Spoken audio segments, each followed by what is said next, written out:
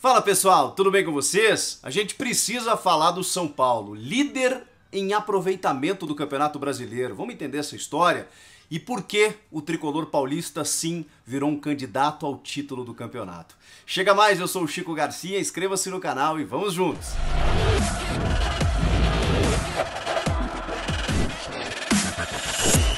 A gente precisa falar desse São Paulo que tá chegando, é líder em aproveitamento do Campeonato Brasileiro. O que significa isso? Afinal de contas, o Atlético Mineiro é o líder em pontos, tem 38 pontos. Pois bem, o São Paulo tem 36 com 3 jogos a menos.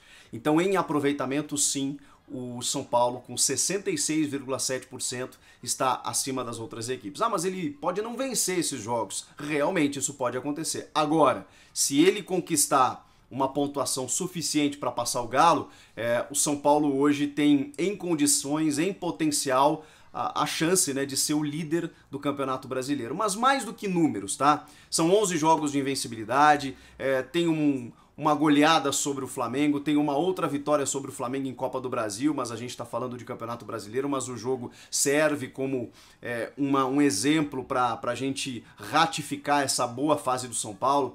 E eu quero usar aqui, além dos números, né, um ingrediente que sempre serviu para mim como um asterisco nesse time do São Paulo. Eu fiz muitos vídeos aqui falando sobre isso, né? O São Paulo precisa ser mais equilibrado, sofre muitos gols.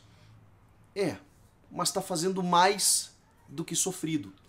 E tem outra coisa, o São Paulo tem a melhor defesa do Campeonato Brasileiro, com 17 gols em 18 jogos.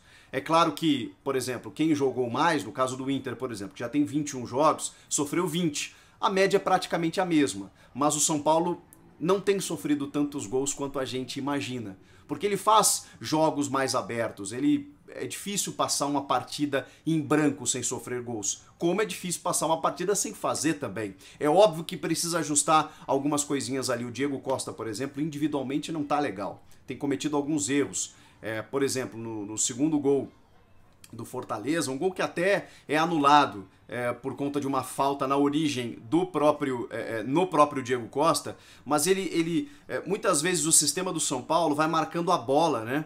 E não dá a cobertura necessária, não dá aquele bote certeiro, não cerca bem, enfim, muitas falhas defensivas. O São Paulo sofreu muito isso, especialmente naquele jogo contra o Lanús na eliminação da Copa Sul-Americana. A questão mata-mata é um outro adendo sobre esse São Paulo, né? Realmente ele tem tropeçado demais, tem sofrido eliminações, mas está muito próximo aí de avançar na Copa do Brasil, tá tudo aberto, o Flamengo é um ótimo time, pode ter desfalques de novo, vai ter que reverter uma vantagem que é do São Paulo, mas ainda assim, o fato de ter vencido 2 vezes o Flamengo no Maracanã deu uma encorpada nesse time, mas mais do que isso, né?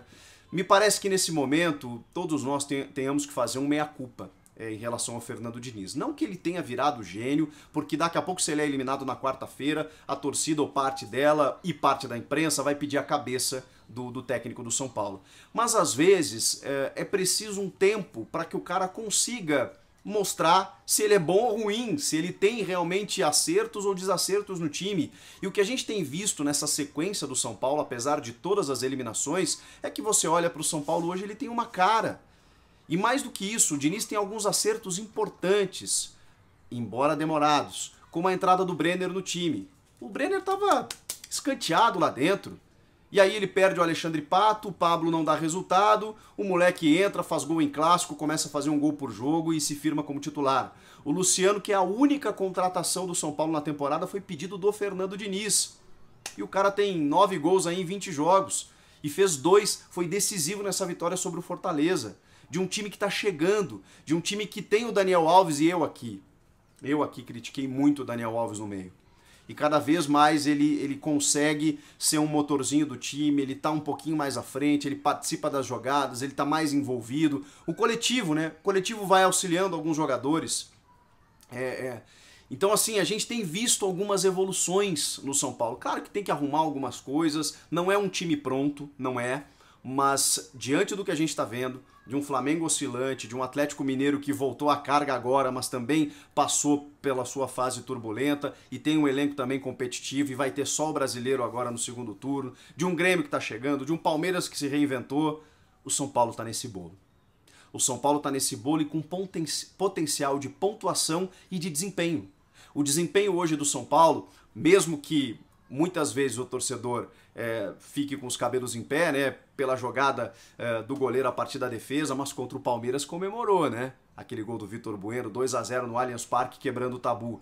Acontece, porque isso é uma convicção, é um modelo de jogo adotado pelo técnico, e aos poucos ele foi encontrando jogadores com as características dele para desempenhar aquilo que ele quer. Nem sempre ele vai ganhar. Então assim, não nos peguemos apenas aos números, mas nesse momento os números favorecem o São Paulo do Diniz, que tem a melhor defesa do campeonato, que em pontos tem um potencial muito importante para conseguir disputar esse título brasileiro e que ainda encaixa lá na frente com jogadores que hoje não desperdiçam mais tantas oportunidades. Vocês lembram do São Paulo, né? Chegando, criando oportunidades e a bola não entrando. Rodando a bola e a bola não entrando. Muito por conta dos gols perdidos do Pablo, do Alexandre Pato, do Vitor Bueno. Esses caras perderam espaço no time. E de repente entra um Gabriel Sara, que é outro mérito do Diniz, que é um moleque que eu também critiquei na chegada, não via, apesar de tê-lo visto na base, ter elogiado, não o via com condições para ser titular no profissional.